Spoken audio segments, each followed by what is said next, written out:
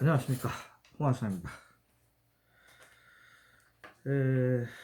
오늘은 교토를 지탱하고 있는 3대 문화, 향도, 그 다음에 꽃꽂이 화도, 그 다음에 다도, 이 세 가지를 말씀드리려고 합니다. 향도, 이거는 우리나라에서는 잘 안 하고 있는 거죠. 일본에서는 향도를 많이 합니다. 많이 하는데 그렇게 많이 한다고 볼 수 없고, 교토가 이제 향도의 중심이죠. 향불을 이렇게 피워서 냄새를 맡는 걸 가지고 이 사람들이 도를 만들었어요. 도. 이 사람은 도를 잘 만드는 거거든요. 그래서 오다 노부나가가 전쟁터에 나가기 전에 향을 한 대 맞고 그리고 전쟁터에 나갔습니다. 그 이유는 정신 통일을 하려고 한 거죠. 정신을 맑게 해서 작전을 구사할 때 얼마나 생각이 복잡하겠습니까? 그러니까 좀 뭔가 단순화시키면서 정신을 통일해 가지고 맑은 정신을 가지고 전쟁에 임하려고 한 거죠. 그러니까 벌써 한 1580년대, 70년대 오케이 하자마 전투 같은데 그 기록을 보면 오다 노부나가가 밥을 한 그릇을 말아 먹고 이어서 향을 한 대 피우면서 정신 통일을 하고 전쟁터에 나갔다, 이런 기록이 있거든요. 그러니까 이제 그 향이 그만큼 이제 사람의 몸에 좋으니까 정신 통일하는데 그래서 한 거죠.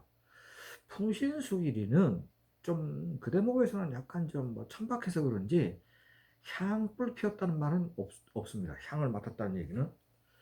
근데 덕천강의 경우는 향을 아주 좋아해서 1602년에 이미 사실상 이제 덕천강이가 천하를 통일했는데 동대사의 정창원에 향이 아주 유명한 향이 있었답니다. 그 향의 이름은 난사대라는 향입니다.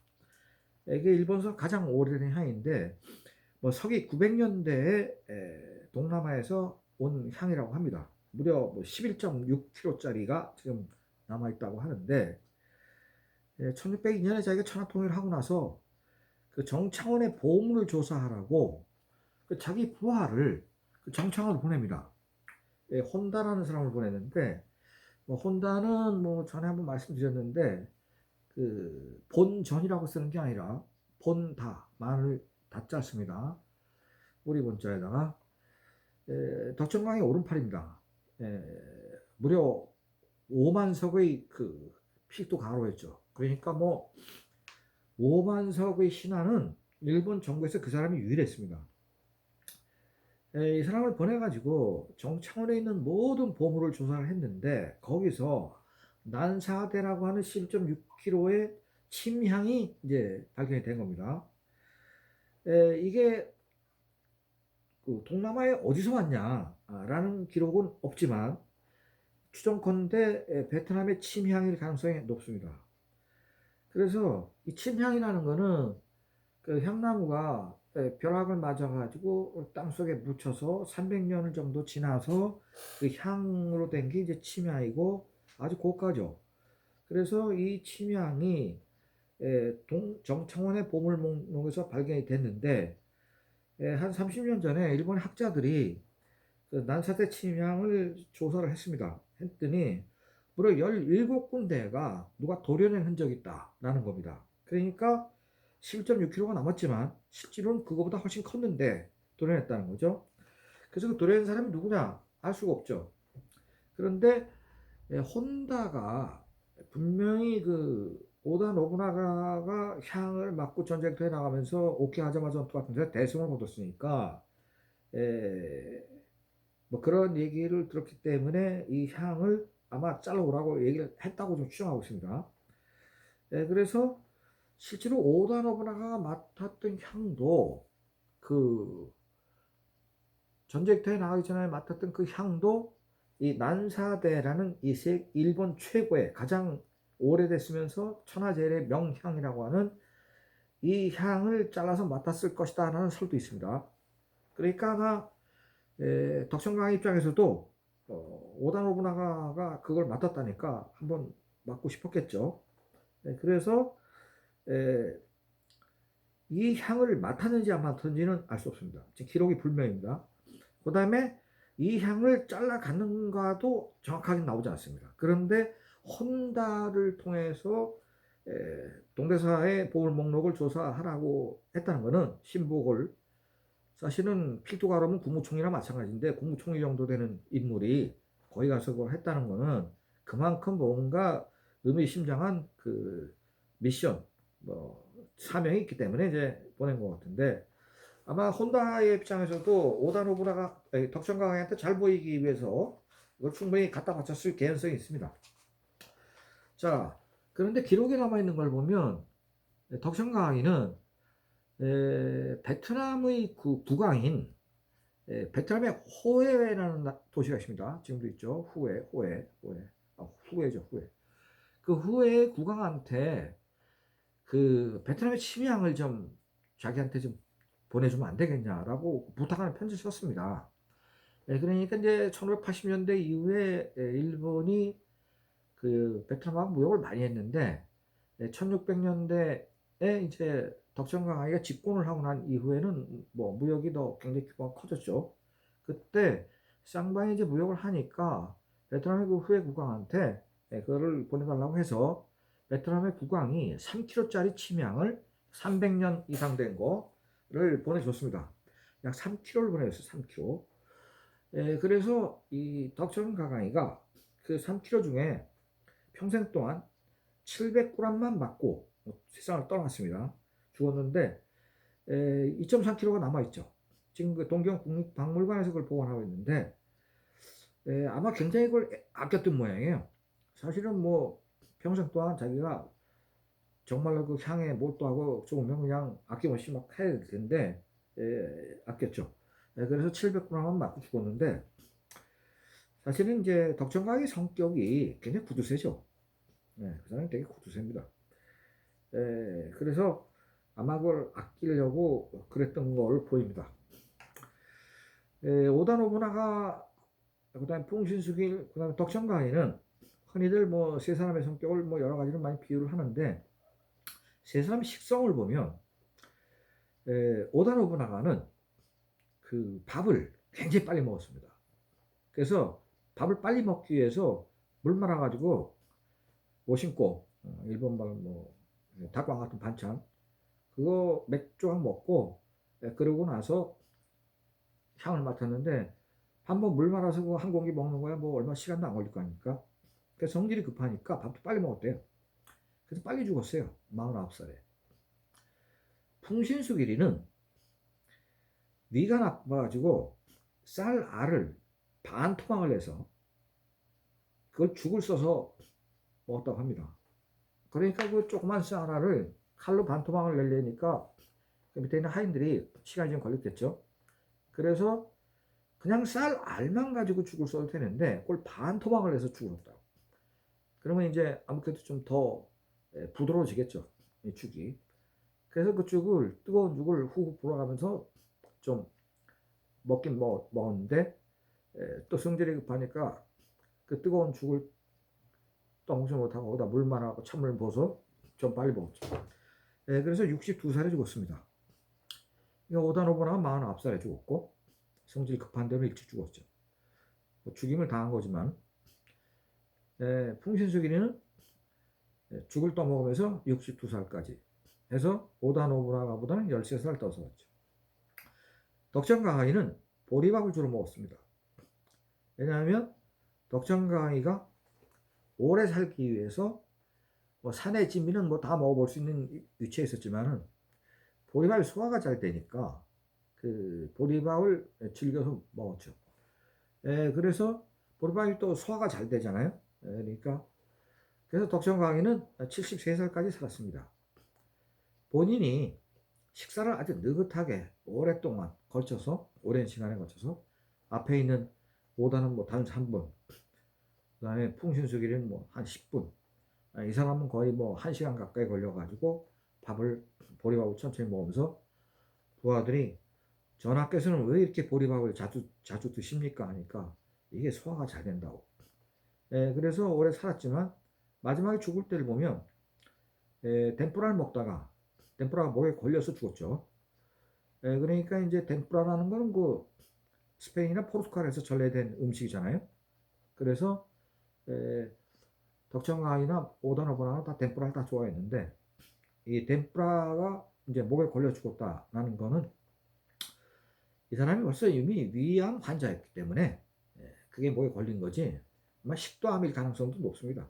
근데 지금 통상적으로 위암이 뭐 식도까지 번져갖고 그렇게 된 거 아니냐. 그러니까 이제 덴뿌라가 목에 걸리는 거지 그게 뭐 갑자기 뭐 기도가 막혀서 죽는 게 아니거든.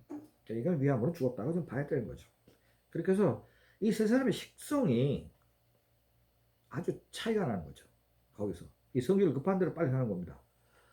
이 세 사람을 이렇게 제가 비교를 해보면 머리로 봤을 때는 오다노 문화가 천재였던 것 같아요. 그 다음에 풍신수기도 그 못지않은 그 지략가고 한데 머리 수준은 제일 떨어지는 게 덕청가인데 결국은 천하를 통일했고 결국 또 제일 오래 살았습니다. 그러니까 인생이라는 거는 꼭 지략만 가지고 천재성만 갖고 되는 것도 아닌 것 같아요. 이게 덕천강이 같은 그 인내심. 덕천강이가 한 유명한 말에 인생은 등에 무거운 짐을 지고 가는 먼 길과 같으니 서두르지 마라 라는 말이 있습니다. 그 말을 자기 자신이 가장 충실하게 그 이해하는 사람이죠. 자, 어쨌거나 향도 교토 가시면 교토에는 금각사가 있죠. 은각사가 있습니다. 금각사가 있으니까 은각사도 있는 거죠. 저는 뭐 금각사는 은각사는 더 많이 가봤는데 저보고 금각사가 멋있냐 은각사가 멋있냐 그러면 저는 은각사에 더 끌립니다. 사실은 금각사는 제가 17번째 갔을 때 뭐 기업인 모시고 연수할 때 17번째 딱 가려니까 지겨워서 그냥 입구에서 기다리고 말았는데 두 절은 모두 삼국사의 말사입니다. 그러니까 그건 말사들이거든요. 그래서 삼국사라는 절은 그 교토의 5대 산문 5개의 대본산 중에 랭킹 서열 3대입니다. 삼국사는 어디 있냐면 동지사대학 근처에 있습니다. 동지사대학. 그러니까 하늘과 별과 바람과 시를 쓴 윤동주 시인이 동지사대학을 다녔잖아요. 그 근처에 있습니다.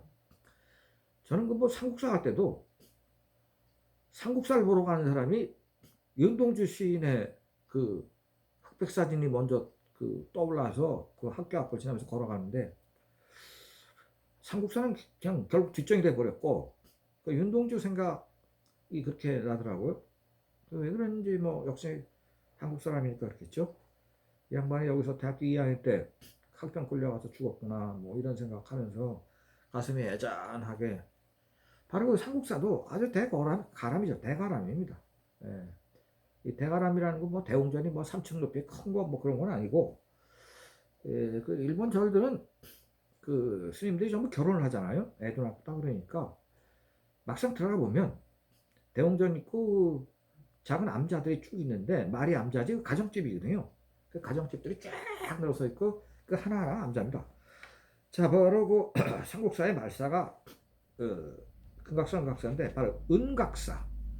은각사는 그 지붕이 은빛처럼 이렇게 돼 있죠. 그리고 벽도 다 은으로. 이게 금각사는 그 은으로 맺기한 게 아니고 은판을 금판을 금각사니까 금판이 가로 세로 10.8cm 짜리를 그걸 뭐 2만 장에 갖다 붙인 거거든요. 두께가 아마 뭐 0.5mm인가 3mm인가 그래요. 그러니까 그게 금판입니다. 금판. 금박이 아닙니다. 그래서 금박과 금판 전혀 다르잖아요. 10원짜리 동전을 10,000번을 이렇게 때리면 그걸 박타지 기술이라고 하는데 그 금화가 전제 한 장 사이로 돼서 그걸 얇은 종이장처럼 해서 붙인 게 금박이고 금판은 이 두 개가 있는 거죠. 바로 그 금판을 갖다 붙인 거죠. 그래서 금각사하고 개수할 때 그 금이 굉장히 많이 들어간 겁니다. 그러니까 가까이 못 가게 하잖아요. 그 울타리 쳐놓고 그 한 장에 떼가면 뭐 돈이 뭐 몇십만 원, 몇백만 원짜리 되면 은각사는 마찬가지로 은판을 갖다 붙인 거죠. 바로 이 은각사가 향도, 향불을 맞는 그 절로서 유명합니다. 그래서 그 저는 뭐 다도 같은 거는 그냥 일본 가서 좀 몇 번 배워보고 그랬는데 그 향도는 배우지를 못했어요. 은각사 가서. 다만 이제 송영당이라고 1703년에 문을 연 그 교토의 가장 오래된 그 향가게가 있습니다. 쇼웨이도 아주 거기 들어가면 기분이 좋죠. 그 향을 쫙 펴놓기 때문에 그 들어가서 한 5분 10분 이렇게 향 구경하면서 이렇게 향 냄새를 맡으면 아주 기분이 좋아집니다. 그 우리가 그 절에 갔을 때도 절에서 그 향불 냄새를 맡으면 뭐 마음이 좀 안정되고 그런 기분이 들잖아요. 그 쇼웨이도 이렇게 걸어가다 교토의 그 3조에서 4조 중간에 있는데 어떤 때 일부러 들어가서 향 냄새 맡습니다. 그럼 또 아가씨들이 또 그 향에 대해서 또 설명도 해주면서 뭐 향도에 대해서 하는데 자 바로 은각사에서 그 향도 행사가 많습니다. 주로 그 보름날 15일날 주로 많이 하죠. 그래서 내가 은각사 가서 뭐 향 하는 사람들 옆에서 이렇게 보긴 했어요. 그런데 들어가서 껴주도 않으니까 또 입장료 내야 되고 회원제입니다. 철저한 멤버십이고 그 다도 배우는 사람들은요 초보자나 뭐 이런 사람들이 많은데 향도 배우는 사람들은 완전히 수준 있는 사람들입니다. 전문가들이고 사회적 지위도 매우 높습니다. 이 사람들. 그래서 향도하는 과정을 이렇게 보면서 거기에 모임이 많은데 그 중에 한 모임에 어떤 사람들이 이걸 향도를 하냐. 그래서 그 조사를 해봤더니 이 모임이 아주 뻔하네요. 보니까 이 모임이 이 멤버를 보고 내가 깜짝 놀랐는데 지야류 향도 모임입니다. 지야류. 이제 향도의 모임이 향도의 그 유파가 많은데 이 지야류가 본파죠. 이 오리지널입니다. 여기가 가장 세죠. 그 지야류 향도에 모이는 대표 선수를 보니까 첫째는 고노에 타다다이. 아, 근데 이 사람이 여기 들어있다는 거 깜짝 놀랐어요. 고노에. 그리고 설명 딱 나왔어요. 일본 말이지만 70년생이에요. 나이는 이제 51살밖에, 52살밖에 안 됐는데 51살. 고노에 가문에 다음번 당주라는 거예요. 이 사람이. 고노에 가문은 일본의 천황과 다음가는 최고 명문가이죠. 645년에 첫 총리를 배출하고 나서 지금 현재까지 총리만 21명 배출한 일본의 최고 명문가입니다. 그 명문가의 지금 51살밖에 안 됐으니까 지금 아버지가 살아있거든요. 그래서 지금 아버지 돌아가시면 이 사람이 장손이기 때문에 고노의 가문의 당주, 말하자면 가문의 장손이 되는 사람이에요. 이 사람 직업은 보니까 도쿄 NHK 텔레비의 영상 감독입니다. 뭐 직업은 좀 거시기하네요. 이 사람이 뭐 좀 이 사회적 그 위치에 비했을 때는 어쨌든 이 사람이 엮여 있고 뭐 사진을 보니까 아주 미남이돼요. 그 다음에 또 다른 회원은 누구냐면 덕구가와 요시 그 다음에 뭐라고 읽어야 되는지 모르겠는데 덕천의숭이라는 사람인데요.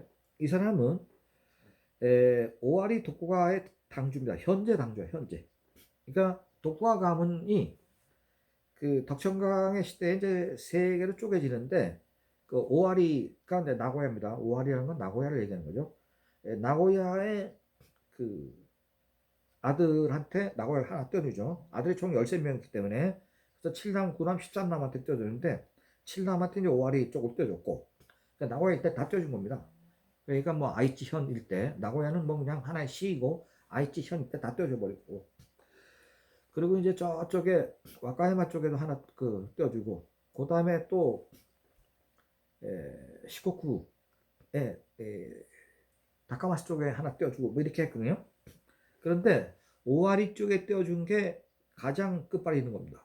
근데 여기에 다음번 요번 지금 현재 당주가 여기에 지금 향도 모임에 들어 있는 겁니다. 이 대단한 거죠. 이 모임 자체가. 그러니까 이게 뭐 지금 뭐 3인 평등되고 일본에 뭐 다이묘 다 없어졌다고 하는데 벌써 이것만 봐도 여전히 지금 다이묘들이 살아있는 겁니다. 그 다음에 뭐 나머지 어떤 사람 뭐 이소다 뭐 이 사람은 보니까 역사학자고 하야시 마리코 이 여자는 작가인데 지금 나이가 이 여자가 54년생이니까 60년 요 사람 네. 한국에는 뭐 전혀 알려지지 않은 작가고 일본서는 제가 조사해봤더니 책을 뭐 한 120권 썼대요. 굉장히 많이 썼더라고. 그다음 뭐 작곡가가 한 사람 들어있고 그다음에 은각사의 그 집사 은각사 이제 그 이 모임을 담당하는 총무 총무가 있는데 뭐 이런 사람이 있어요. 그런데 제가 그 여기에서 기록계라는 직업이 있더라고요. 이 모임에 참가한 사람들이 그날 어떤 차를 마시고 어떤 향을 맡았으며 어떤 감상을 얘기했다 하는 거를 기록을 하는 그 여자가 있는데 이름이 오카니시 유나네. 이름이 1985년생인 동경 출신인데 서도가입니다. 서도가. 일본은 그 북글씨 쓰는 것도 서도라고 그러잖아요. 서예라고 하는 거고. 그런데 그 북글씨도 1단, 2단, 3단, 4단, 5단, 6단, 7단, 8단 이렇게 있습니다. 그래서 북글씨도 이게 단을 매기거든요. 단을. 그래서 그 좀 특이한 경우지만 그것도 상당히 일리가 있는 것 같아요. 그 단을 매긴다는 거. 근데 내가 그 이 사람이 북글씨 쓰는 폼을 보고 상당히 감동을 했는데 여자인데 북글씨 쓰는 모습입니다. 멋지잖아요. 북글씨 쓰는 자세 자체가. 보니까 이, 이 여자 쓴 북글씨를 내가 일부러 찾아서 쭉 봤는데 정통서의 서도가는 아니고 조금 칼리그라피 같은 캘리그라피 같은 그런 분위기가 나는 북글씨 쓰고 일본의 유명한 그 기업의 로고나 이런 거를 많이 썼네요. 나이는 별로 안 많아도 85년생이니까 뭐 얼마 안 됐잖아요. 바로 이 사람이 이제 거기서 기록계를 담당한다. 이거도 굉장히 유명한 이 서도가인데 그러니까 이 모임 자체가 아주 럭셔리하고 아주 고급의 모임이라는 거죠. 이 모임 자체가. 사실은 은각사는 그 향도도 하지만 다도로도 아주 유명한 데입니다. 그래서 그 다도 모임이 많은데 그 중에 이제 하나를 제가 소개시켜줬고 그 일본 사람들은 뭐 3대 명물 뭐 3대 뭐 저택 뭐 3대 뭐 사찰 뭐 이렇게 뭐 3대 이런 걸 좋아하는데 또 10대 이런 것도 좋아합니다. 그래서 향을 맡으면 좋은 10가지의 덕 이런 거를 일본 사람이 정리를 했는데 몇 가지를 말씀드리면 향을 맡으면 귀신도 감격한다. 귀신도 감격할 것 같아요. 왜냐하면 제삿날 우리가 차례 지낼 때 향불 피잖아요. 그 향을 핀다는 거는 귀신이 오라는 거거든요. 흠향. 향을 맡으러 오시라 이래서 이제 향을 피는 거니까 귀신도 조상님도 감격하시겠죠. 향 냄새를 맡으시면 그게 그걸 때문에 냄새를 맡고 오시는 거니까. 그 다음에 심신이 청정해진다. 이게 오다 노부나가 바로 이거 실천한 사람이죠. 그 다음에 더러운 것이 씻겨 나간다. 능제오예 이렇게 있는 것 같습니다. 그 다음에 잠이 잘 온다. 그 다음에 고독감을 떨칠 수 있다. 특이해요. 고독감을 떨칠 수 있대요. 향을 맡으면. 거기까지는 못 느꼈는데 싸우려 인도 향을 맡아서 그런가? 고독감을 떨치는 거 그런 건 잘 모르겠던데. 요새 우리 제자가 그 인도에서 그뭐 사온 뭐 향을 한 두 상자를 줘가지고 그거 가끔 맡는데 그런 것까지는 못 느꼈는데. 그 다음에 세상의 모든 그 먼지 속에서 한가로움을 즐길 수 있다. 진리 유한. 그 다음에 어떤 억눌림에서 벗어날 수 있다. 이런 것도 있고. 그 다음에 부족한 것으로 만족한다. 과이위족이라고 그랬네요. 뭐 이렇게 해갖고 향을 맡으면 좋은 10가지의 덕을 일본 사람이 정리했습니다. 뭐 다른 데 타당성 있는 것 같습니다. 우리나라도 이제 사실은 좀 향을 좀 맡는 것도 필요하죠. 뭐 바쁘게 맨날 뛰어다니는 것도 저희 세대는 제가 1980년에 대학교 졸업해갖고 지금 2020년 됐으니까 40년째인데 대학교 졸업해서 40년 됐네 벌써. 그래서 정말로 바쁘게 저 대학교 졸업할 때 우리나라 소득이 1,000달러였는데 1,000달러에서 지금 뭐 33,000달러까지 왔으니까 33배가 늘어났어요. 바쁘게 뛰었는데 바빠서 뭐 향 한 대도 제대로 맡을 시간도 없이 그냥 그렇게 왔죠. 자, 두 번째는 화도, 꽃꽂이, 화도. 이것도 이제 도를 만들었어요, 이 사람들이. 도를 좋아해, 이 사람들이. 그런데 이 화자는 꽃 화자가 아닙니다. 화려하다 할 때 화자를 씁니다. 우리가 상식적으로 생각하면 꽃꽂이니까 화도, 꽃 화자를 쓴다고 생각했죠. 그러면 꽃 화자에다 도를 써버리면 이게 말이 이상해져 버리거든. 무슨 뭐 기생들도 하고 노는 모임도 아니고. 그러니까 이제 화려하다 할 때 화자를 쓴 거죠. 이 화도 모임의 대표 집안은 이케보 집안입니다. 이케보.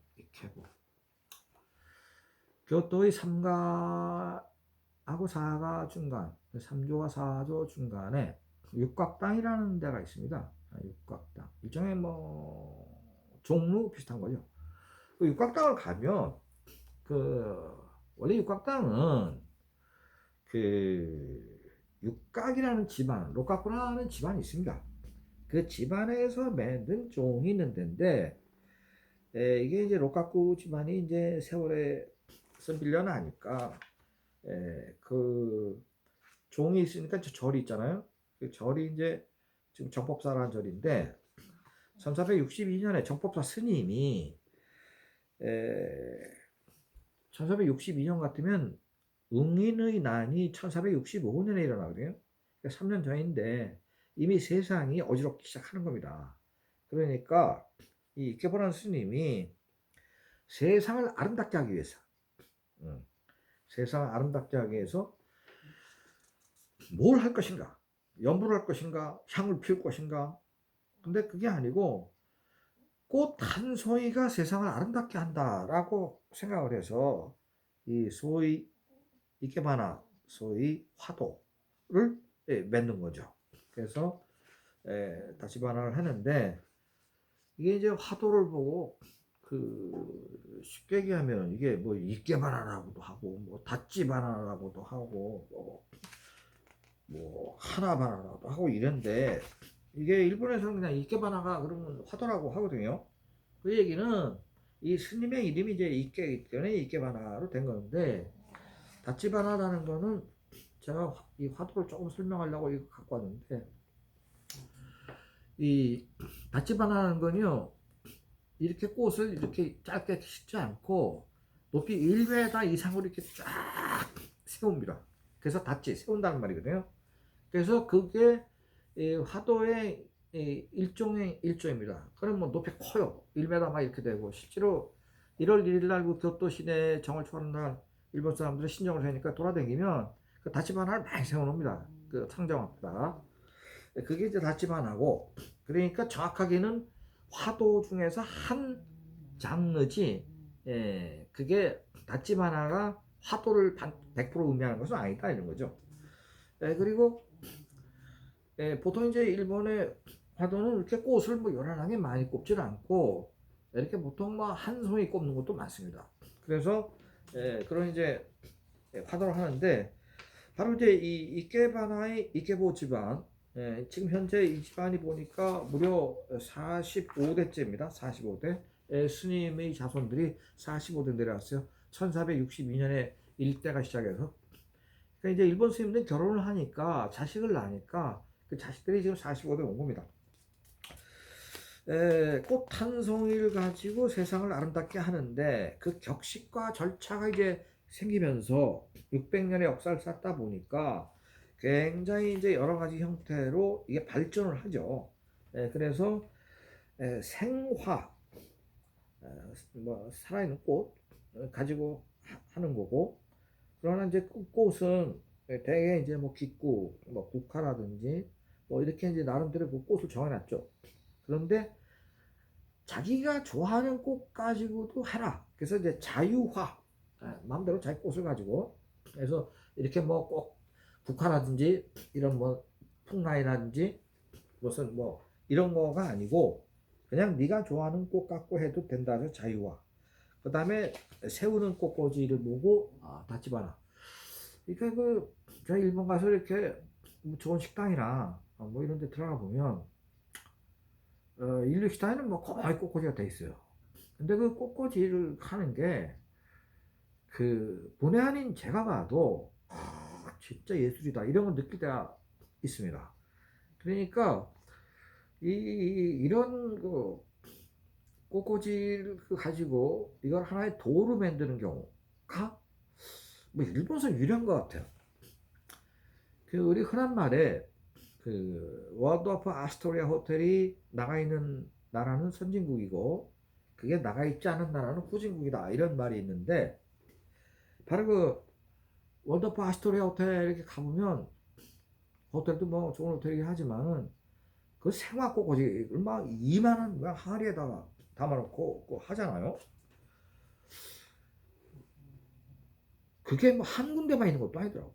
워터파 아스토리아 호텔은 뭐 도처에 뭐 코나 돌 때마다 꽃꽂이가 있어가지고 근데 꽃꽂이는 뭐 굉장히 모던하고 현대적이지만은 그렇게 무슨 뭐 고상하다든지 고고하다든지 그런 맛은 없었어요. 근데 일본의 꽃꽂이를 보면 좀 고상하다, 좀 고고한 때가 있다 라는 그런 감동을 받을 때가 있습니다. 그래서 그 이케보의 그 화도 그 모임에도 그 모임이 형성이 돼 있어 가지고 각계각층의 유력 인사들이 이걸 지금 하고 있습니다.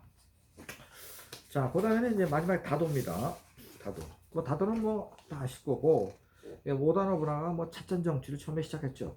찻잔 정치한 것은 뭐 찻잔을 팔아가지고 돈을 아주 고가로 받잖아요. 제일 비싼 게 현재까지 제가 이쪽으로 조사해 보니까 찻잔 한 개를 가지고 금을 갖다 550냥을 받는 사례가 있네요.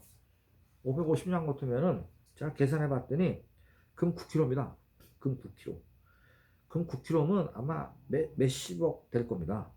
그런데 이게 그 찻잔이 그만큼 고상해서 그걸 9kg 주고 산 게 아니고 그 이 산 사람이 시마네 현의 번주인데 말하자면 그 성주 대명이 아니라 그 막부의 쇼군인 도카이 이에야스의 보호를 받기 위해서 그걸 산 겁니다.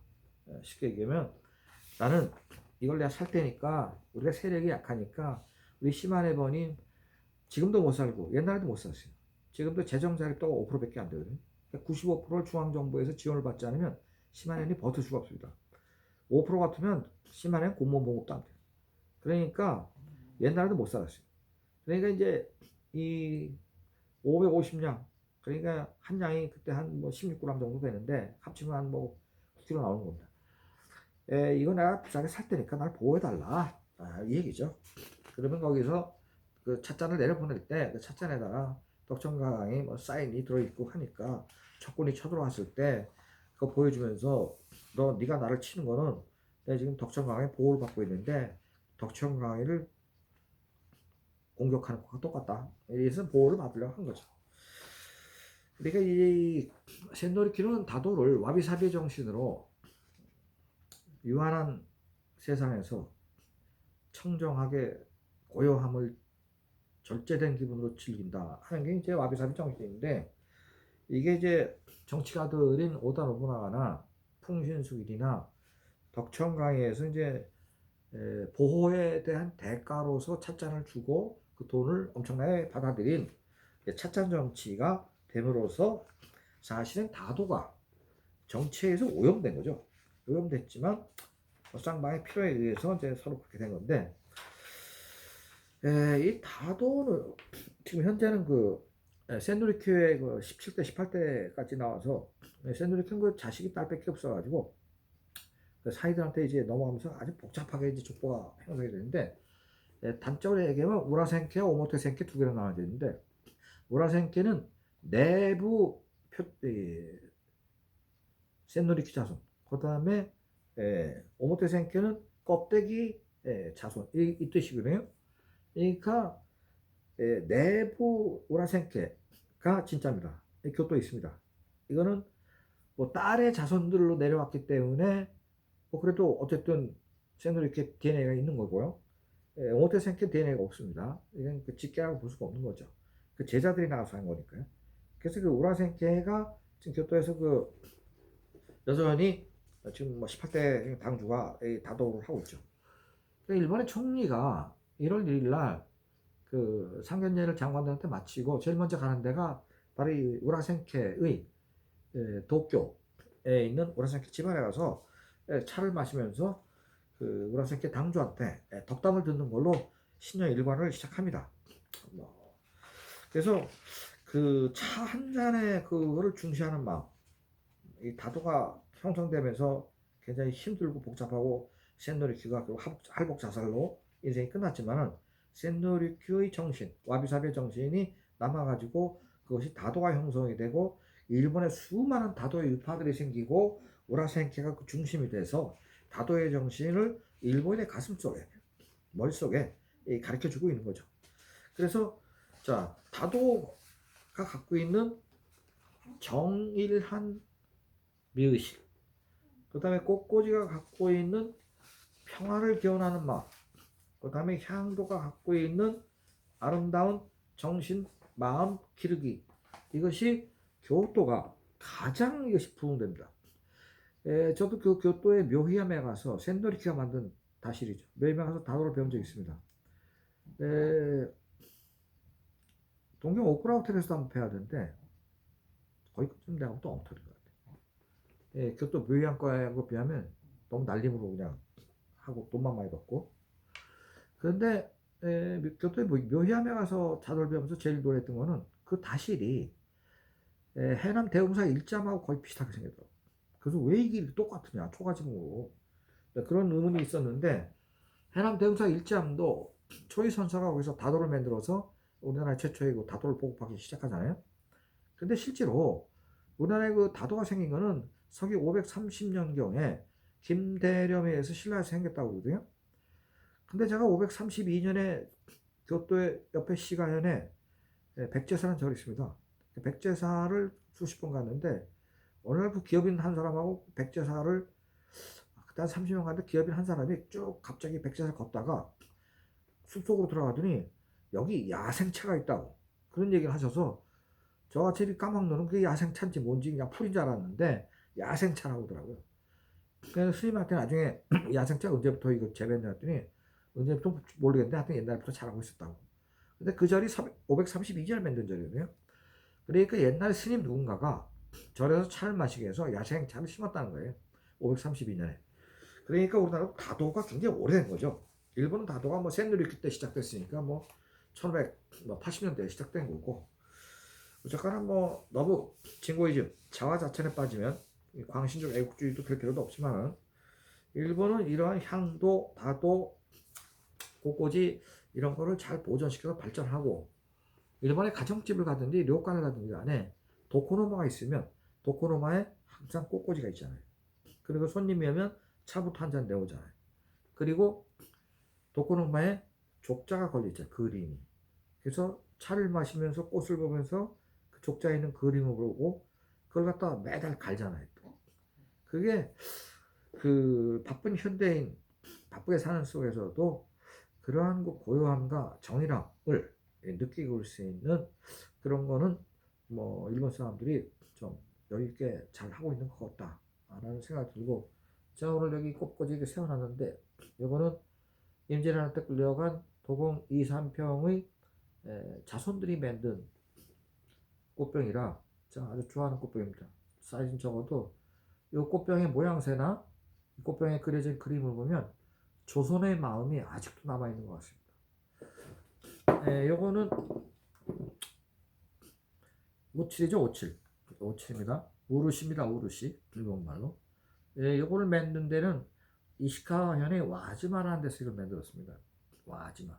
그래서 일본 사람들이 와지마 누리 그러면 다 좋은 거라고 이렇게 얘기합니다. 바로 와지마라는 데서 만드는 건데 요 칠이 우리가 재팬이라는 말을 그 어원이 어디서부터 왔냐? 그러면 바로 이 오칠을 의미하는 포르투갈어인 자포네에서 온 거예요. 자포네. 일본 나라 재팬의 말 뜻이 자포네 오칠의 나라라는 뜻입니다. 거기서부터 재팬이라는 말이 탄생을 한 거거든요. 요걸 만든 사람은 임진왜란 때 끌려간 이 오칠 기술자의 후손인 게 거의 99% 확실합니다. 제가 이거 조사하려고 지금 가나다 그 와지마에 여러 번 갔습니다. 근데 얘기를 안 하려고 그래, 이 사람들이. 자기네들이 일대 조상이 조선에 왔다는 걸 얘기를 안 하려고 그래. 근데 이 오칠이 대단하죠. 이거 뭐 그냥 떨어뜨리기만 하면 몇십 년을 그냥 새 것처럼 가더라고요. 오칠이라는 게. 예, 그래서 제가 둘 다 우리 임진왜란 끌려간 기술자들이 만든 거나 이거를 오늘 다도나 꽃꽂이를 하면서 한번 그냥 전시를 디스플레이 했습니다.